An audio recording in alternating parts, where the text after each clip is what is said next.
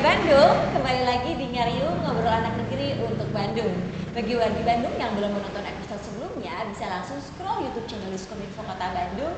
Dan jangan lupa untuk di like, komen, subscribe, dan di share sebanyak-banyaknya. Seperti biasa, di Ngariung selalu menghadirkan narasumber yang akan berbagi informasi seputar Kota Bandung. Kali ini, saya sudah berada di Kelurahan Cigending dan saat ini kita akan kembali membahas terkait pengelolaan sampah khususnya di Kelurahan Cigending ini. Langsung saja kita sapa narasumbernya. Sampurasun Bapak Ibu. Rampes. Selamat pagi. Selamat pagi. Ya, sehat Bapak Ibu? Alhamdulillah. Baik. Mungkin dimulai dari Ibu, disapa dulu Ibu warga Bandungnya, sekalian perkenalkan. Silakan. Hai wargi Bandung, saya Heni Revianti SAP, Lurah Cigending, Kecamatan Ujung Berung, Kota Bandung. Saya baru menjabat Kelurahan Cigending sekitar 1,5 tahun. Cigending adalah wilayah yang berada di wilayah timur Kota Bandung, dan Cigending luasnya sekitar 84,115 hektar dan 69 hektarnya adalah untuk lahan tempat tinggal. Dan Cigending kalau dilihat dari segi geografi, Cigending itu terletak di daerah dataran juga ada dan daerah pegunungan sedikit mungkin ya, dan berada di atas 500 meter di bawah laut mungkin ya, laut. Dan secara administrasi Kelurahan Cigending itu berbatasan dengan, untuk sebelah utaranya adalah kelurahan desa Jati Endah, Kecamatan Cilengkrang, Kabupaten Bandung. Untuk sebelah timurnya adalah Kelurahan Cigending, Kelurahan Pasirwangi, Kecamatan Ujung Berung. Untuk sebelah selatannya adalah Pasir Endah, dan timurnya adalah Kelurahan Pakemitan, Kecamatan Cinambo.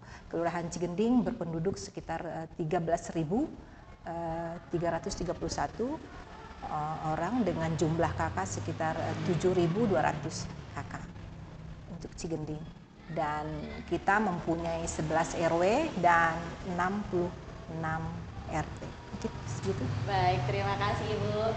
Perkenalan sekaligus menjelaskan profil dari Kelurahan Cigending sendiri. Baik, mungkin dilanjut dengan Bapak silakan untuk perkenalan. Iya. Assalamualaikum warga Bandung semua. Perkenalkan, nama saya Hermawan.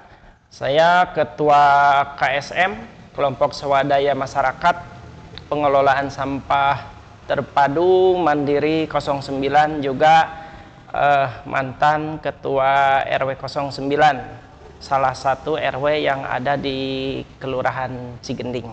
Baik, terima kasih Bapak Ibu sudah menyempatkan waktunya untuk sharing-sharing bersama kami.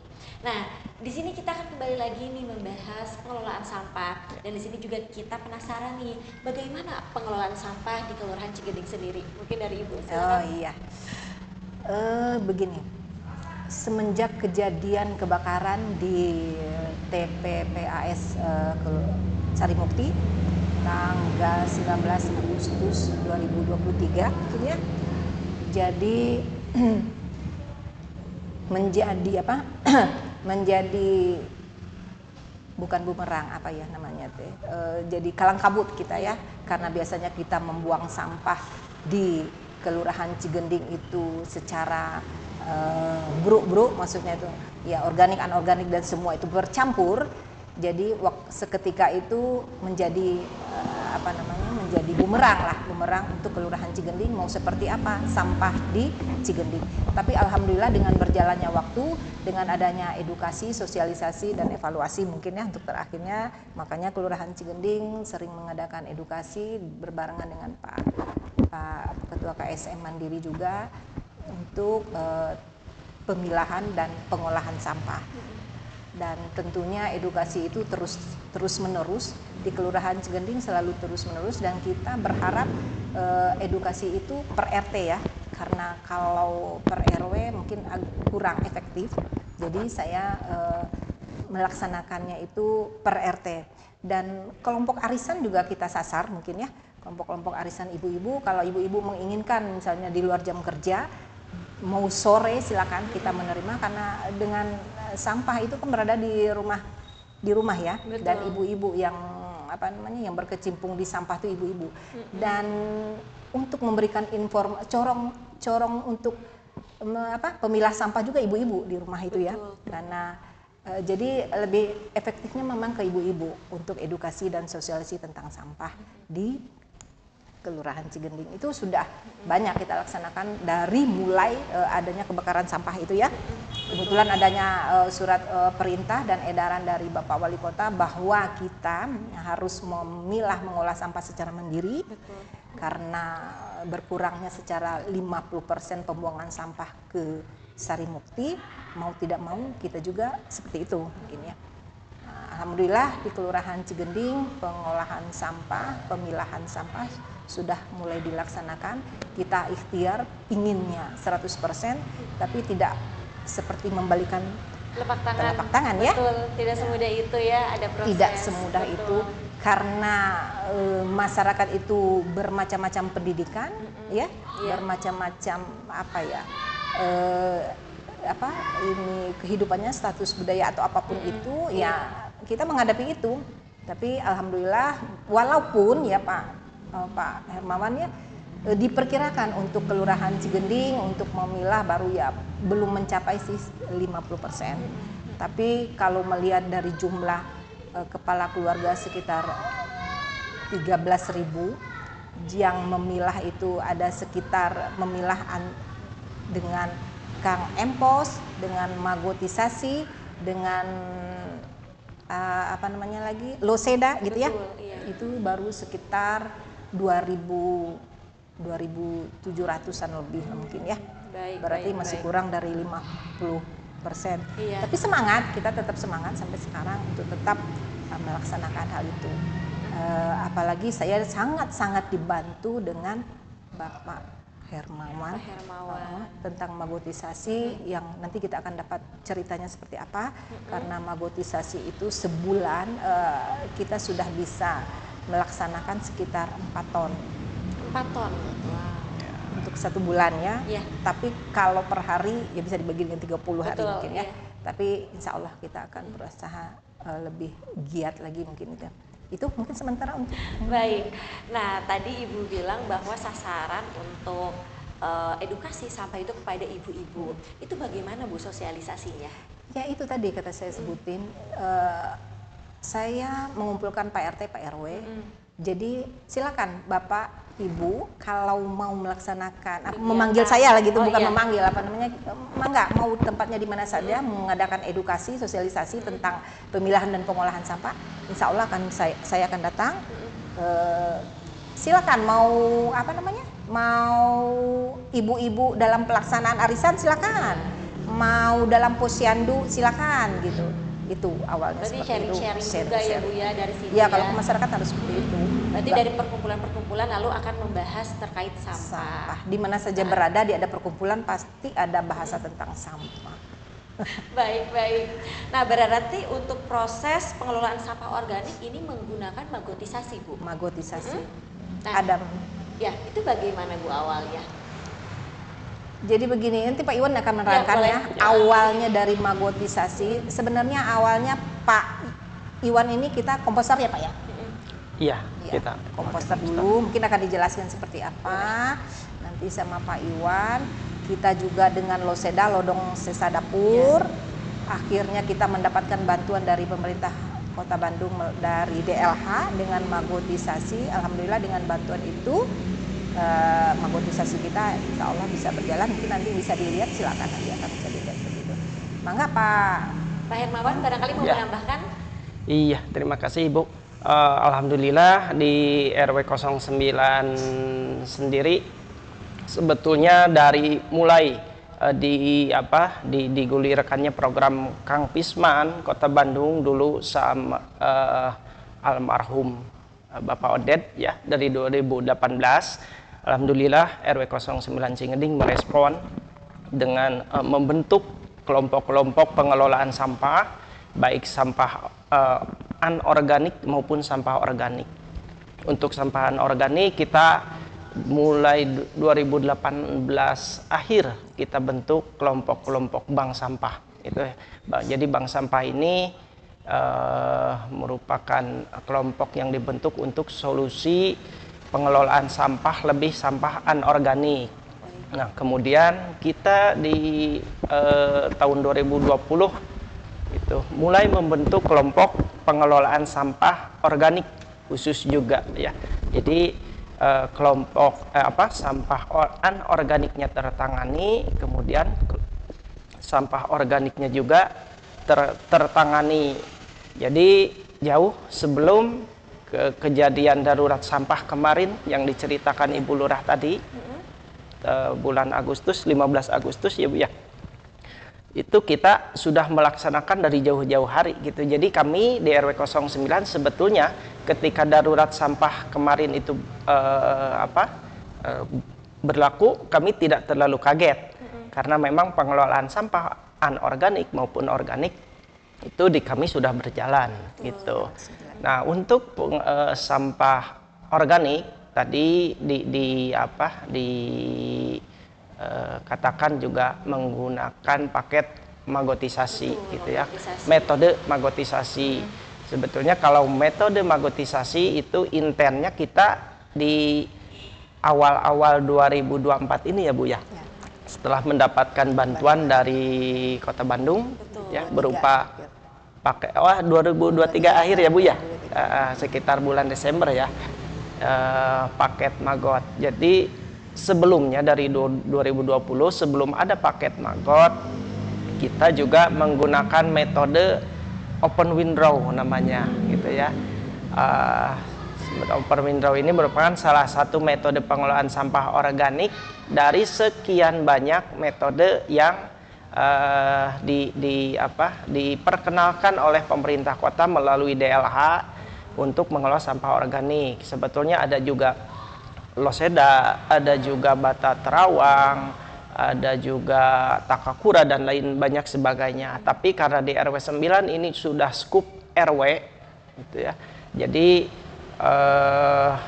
tiap RT kita sistemnya menyimpan ember transit buat sampah organik. Kita permudah warga gitu.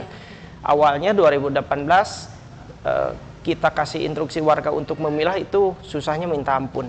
Jadi untuk merubah kebiasaan warga untuk memilah itu sangat susah. Ternyata betul yang dikatakan Bu Lurah, tidak semudah membalik telapak tangan. Itu perjalanannya panjang ya. Kita juga dari 2018 mulai ketemu skemanya itu mungkin dari 2020. Kita permudah warga. Langsung dipermudah, kita simpan ember-ember transit di tiap RT, ember yang 25 liter tuh, ember cat. Di beberapa RT kita simpan, jadi warga dari rumahnya masing-masing simpan ke ember itu. Nah, setiap hari, jadi kita sudah terjadwal, setiap hari Rabu sama Minggu, si ember transit itu ditarik ke PPO. Jadi di sini udah ada pusat pengolahan organik. Gitu. Tiap hari sama Minggu ditarik ke PPO, kemudian diolah. Caranya kita giling terlebih dahulu. Nah, sebelum ada paket magot kita pakai open windrow itu ditumpuk. Jadi si organik, sampah organik yang dari warga ditumpuk, disimpan pakai campuran lainnya. Jadi ada bahan lainnya juga. Ada coklatan, ada coklatan itu seperti daun kering, ada juga bisa kita pakai serbuk gergaji dan lain sebagainya. Itu kurang lebih 1 bulan matang jadi kompos. Nah, alhamdulillah sekarang dari mulai kemarin akhir Desember 2023 kita mendapatkan paket magot, jadi metodenya bertambah. Yang tadinya hanya pakai open windrow yang nanti outputnya jadi kompos.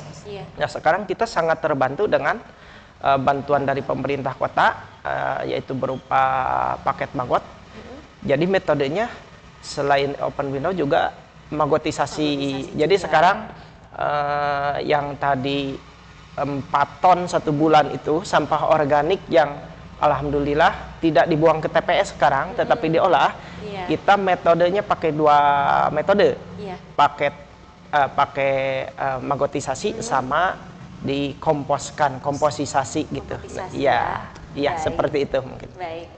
Nah, berarti sejauh ini setelah menggunakan teknik magotisasi, Ya. berarti kan hasilnya ada kompos. Ya. Nah, apakah itu sudah sudah digunakan untuk menjadi pupuk atau yang lainnya barangkali? Ya, kalau magotisasi itu si pupuknya itu lebih bagus. Namanya ada kasgot. Itu ya, kasgot. Jadi dari kasgot itu bekas magot ya, sisa makanan magot. Dan kasgot. ya Nah. itu kualitas komposnya itu sangat baik gitu. Kalau ibu searching di medsos, harga kasgot berapa, itu bisa mencapai 10 sampai 15.000 per kilonya gitu. kilonya. Saking kualitas kaskotnya Sebagus itu. ya bagus ya. Berarti memang sudah terbukti juga ya untuk tanaman-tanaman kalau Iya. menggunakan kasgot tersebut ya. Iya. Baik, Itu bagus. baik. Ya barangkali dari Ibu mau menambahkan? Ya, alhamdulillah mungkin ya Pak Iwan ya, dengan adanya magotisasi ini setidak-tidaknya kita ikhtiar ya, dengan ada unsur ekonominya juga kan di Ya. sana. Memang itu tidak ujuk-ujuk sebenarnya ya, tidak seperti ujuk-ujuk seperti itu. Usahanya juga udah bertahun ke belakang mungkin ya sebenarnya. Betul. Tapi alhamdulillah dengan adanya magotisasi yang dibantu oleh Pak Iwan dan rekan-rekan, mungkin sekarang kelihatan ya, tapi belum terlalu maksimal ya Pak Iwan ya. Iya. Belum, tapi sudah kelihatan mungkin ya untuk dari segi ekonomi mungkin ya, gitu ya. Itu mungkin. Baik, berarti memang sedang berproses ya. Sedang berproses, betul. Program Ibu. magotisasi ini. Iya. Baik, dan mungkin semoga masyarakat juga semakin aware ya terhadap sampah. dan Iya, lingkungan itu sekitar. harapannya, Bu. Iya. Betul. Baik. Nah, sekarang kita beralih nih Bu ke Kelurahan Cigendingnya nih. Iya. Selama Ibu menjabat nih, apa saja Bu keunggulan atau mungkin prestasi dari Kelurahan Cigending sendiri? Iya. Prestasi Kelurahan Cigending sebenarnya Iya. malu ya kita. Saya baru menjabat 1,5 tahun, tapi ini di luar dari magotisasi mungkin Iya, ya betul. Pak Iwan. Tapi Tidak magotisasi juga tidak suatu apa-apa. keberhasilan yang maksimal kata saya ya. Dengan 4 ton sebulan, itu kata saya sudah maksimal juga. Alhamdulillah dengan jangka waktu sekian. Baik. Kebetulan Kelurahan Cigending kalau di luar persampahannya kita dari dari Puspel PP, Pusat Pelayanan Pemberdayaan Perempuan, kita kebetulan kemarin dapat penghargaan nomor 2 dari 151 kelurahan. Kebetulan yang mengadakan lomba itu adalah dari DP3A. DP3A. Baik, baik. Barangkali ada lagi, Bu? Mungkin itu Hanya dulu, itu mungkin saja untuk ya. yang tahun 2023 Iya. ya. Selama Ibu menjabat karena kan baru Iya, 1 tahun insya lebih Allah. ya. Baik, baik. Berarti memang untuk kembali lagi kalau yang ke sampah nih, memang apakah ada seperti agenda rutin atau mungkin gotong royong warga terkait sampah barangkali Bapak? Iya, mungkin memang diprogramkan kalau sampah kan namanya sampah itu tidak akan pernah hilang. Betul. Selama kita hidup, sampah itu akan selalu ada. Iya, betul. Makanya memang di sini di RW 09 khususnya gitu, pengelolaan sampahnya itu rutin, Bu. Iya. Setiap hari Rabu sama Minggu. Iya. Apalagi organik. Kalau organik telat sedikit bahaya. Karena kalau organik itu kan mengandung zat metan. Kita tahu kejadian